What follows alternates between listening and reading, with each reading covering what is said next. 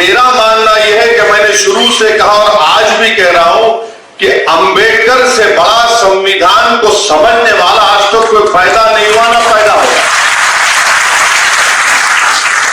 ये एक बात। अब जो अहम बात यह है कि यह बोला जाता है कि दुनिया में कहां पर है दो कानून, बताओ आप। तो हम उन लोगों को बताना चाह रहे हैं जो भारत के लोगों को बेवकूफ समझते हैं। इंग्लैंड में जाइए आप, मैं पढ़ा हूं इंग्लैंड में। इंग्लैंड में दो क्रिमिनल लॉ है, एक स्कॉटलैंड का है, एक इंग्लैंड का है। क्या मुल्क कमजोर हो गया?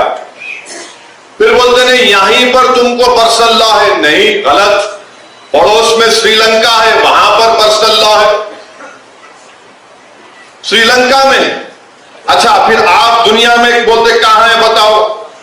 आपको जानकर हैरत होगी कि इजराइल में, इजराइल के जो इजरायली मुसलमान है वहां के शहरी, उनको पर्सनल लॉ उनका है, उनका चलने की इजाजत है। फिर सिंगापुर में है। अब आप बताइए, फिर ये बार बार ये झूठ फैलाया जाता है कि नहीं सिर्फ भारत में इनकी तुष्टीकरण हो रही, ये नहीं है।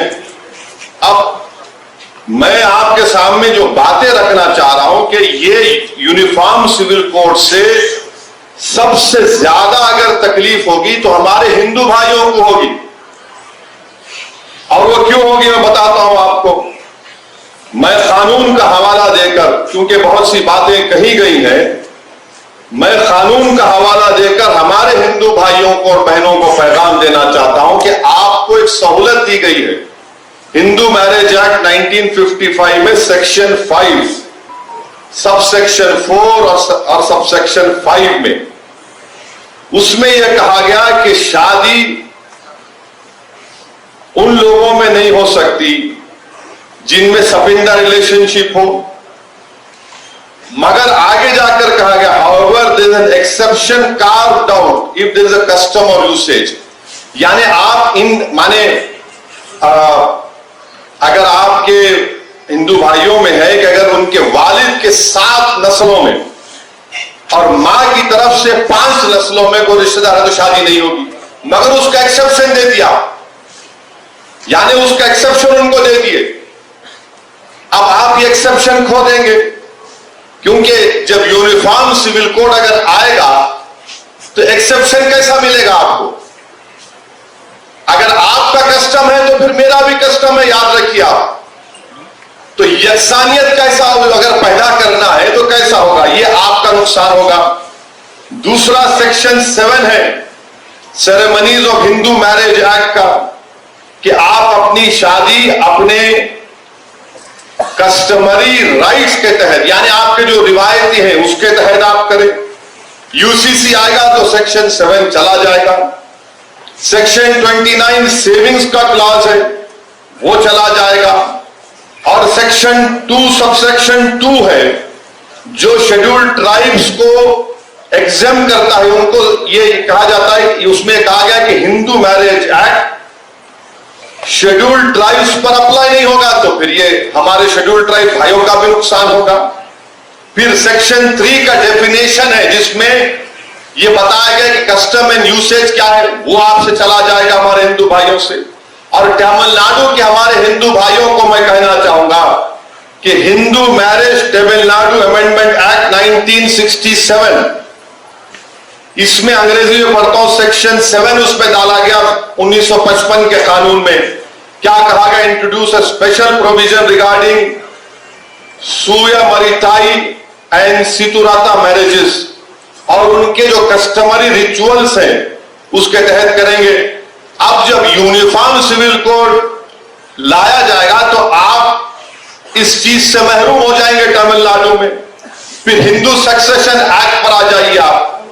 हिंदू सक्सेशन एक्ट ये कहता है कि सेक्शन 5, ये देखिए सेक्शन 5 आप लूज कर देंगे। माने अगर किसी को एक स्टेट है, किसी को एक को दे दिया, एक आदमी को, और इसका मिसाल दे रहा हूं, बीजेपी के जो शाही खानदान के लोग अभी बीजेपी मध्य प्रदेश में है, भाई और उनके मरहूम भाई और बहनों में आज भी कानूनी केस चल रहा। नाम लूंगा तो फिर मीडिया वाले 6 बजे से मेरा निकाह शुरू करेंगे, तो अक्लमंद को इशारा काफी है। तो ये कानून अगर आप यूसीसी आएगा तो हिंदू सक्सेशन एक्ट 1956 का सेक्शन 5 चला जाएगा आपका, और फिर आप आ जाइए section 6 devolution of interest in को पार्सनरी प्रॉपर्टी, यह भी गायब हो जाएगा। इससे नुकसान हमारे हिंदू भाइयों को होगा।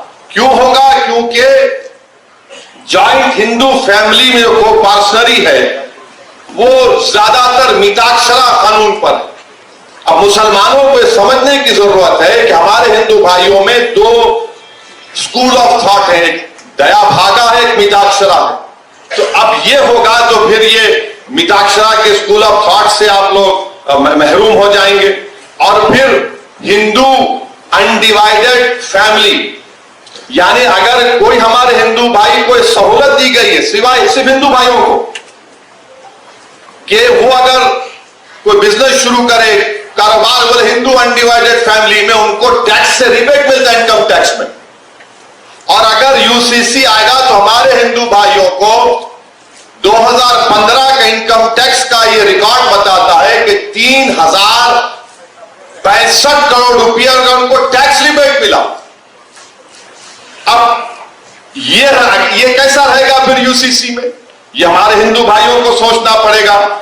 फिर आप आ जाइए, सेक्शन 2 है उनका, सबसेक्शन 2 है, सेक्शन 3 है। अच्छा, हिंदू माइनॉरिटी गार्डियनशिप एक्ट है, सेक्शन 6 चला जाएगा, सेक्शन 6 चला जाएगा हिंदू माइनर के ताल्लुक से।